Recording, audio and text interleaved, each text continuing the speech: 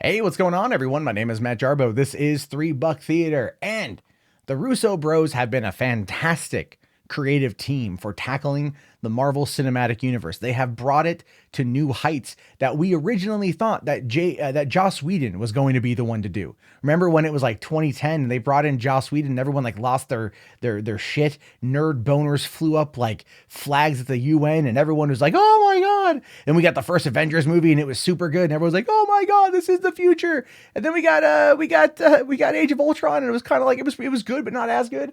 And then of course Joss Whedon walked because Kevin Feige had a specific plan that he wanted and Joss Whedon was like, "No." But before that, we got Captain America Winter Soldier, a film that was brought together by the dudes behind You, Me, and Dupree. I like to reiterate that to show where they've been versus where they are. Because over the span of those 15 years, between 2003 as You, Me, and Dupree, it could be 2003, it doesn't even fucking matter, to now, they have completely changed the game.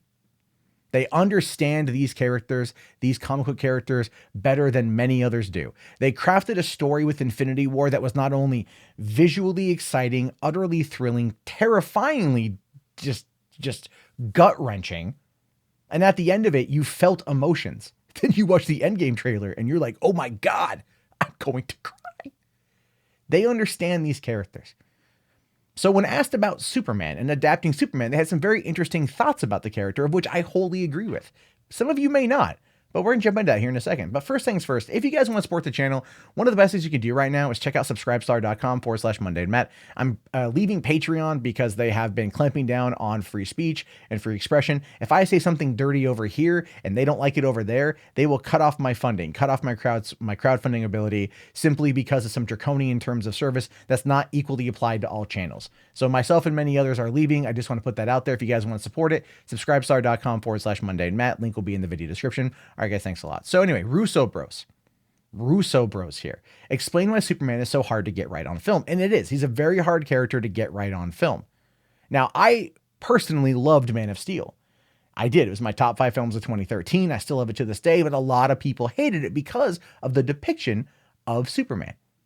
Right? The same thing goes with Batman v Superman. I loved it. I loved Clark Kent in the movie. I love Superman in the movie because of how vulnerable they made him. The deconstruction of the character. A lot of people out there didn't like it, but they loved how Boy Scout Superman appeared at the end of Justice League. But let's see what the Russos have to say.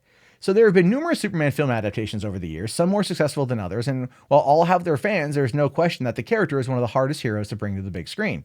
Why is this? Well, according to Joe and Anthony Russo, directors of Avengers Infinity War, when a hero is as powerful as Superman, you run into some problems. Joe here says, he's a very difficult character. You have to find an emotional flaw or weakness in the character in order to make them vulnerable. His brother Anthony then added, the more powerful a character is, the more difficult to deal with that character on a narrative level. As storytellers, the way we explore characters, we always look for vulnerabilities in characters because that's where the characters become interesting. They're superficially interesting in their strength, but they get much more depth when you find that they don't have that kind of strength. In general, the more powerful a character is, the more tricky that is. Now, think about that for a second, right? Just think about that for a second. What you've got here is a character that is a god. He's basically a god. The last son of Krypton to humans is a god. Impervious to bullets, impervious to elements. The only thing that wounds him is an irradiated rock from his planet.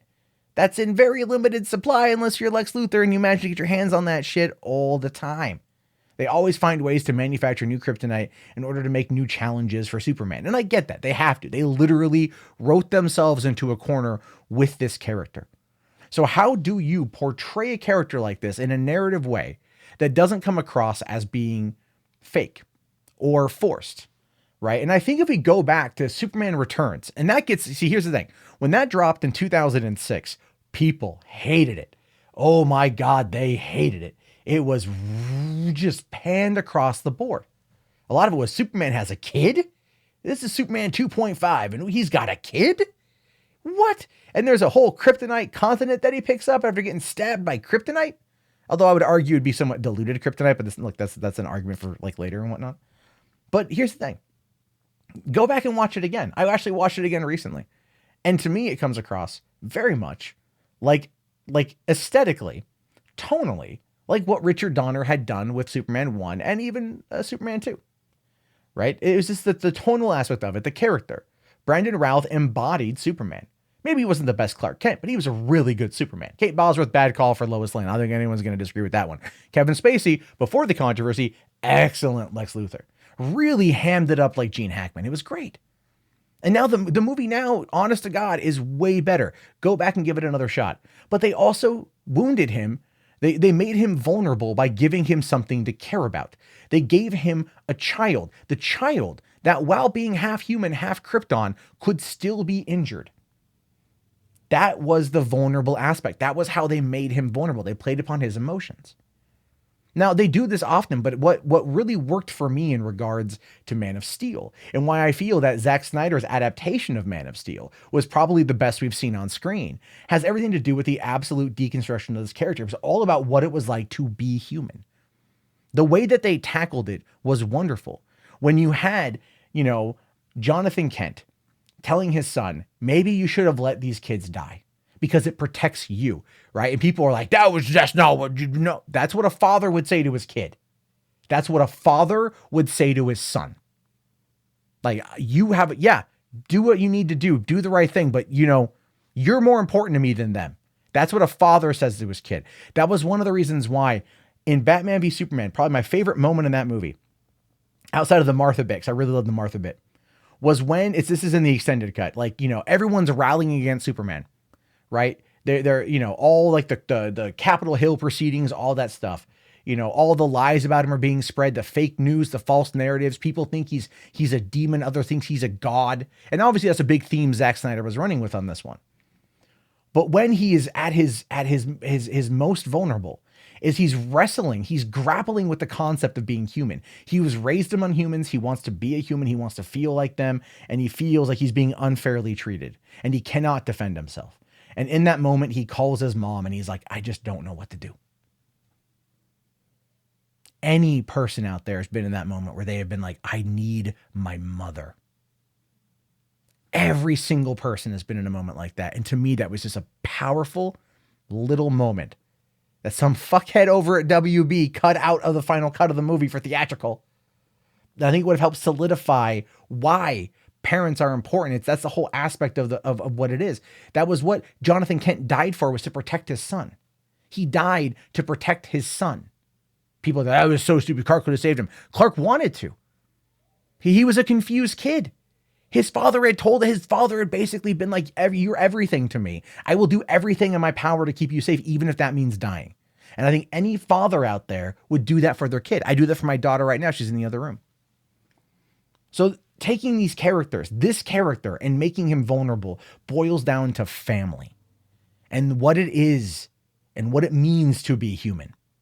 And that was what Zack Snyder portrayed in Man of Steel and Batman v Superman. Maybe not to the best of what he could have done, but it was there. The nuggets of it were there. The foundation of it was there.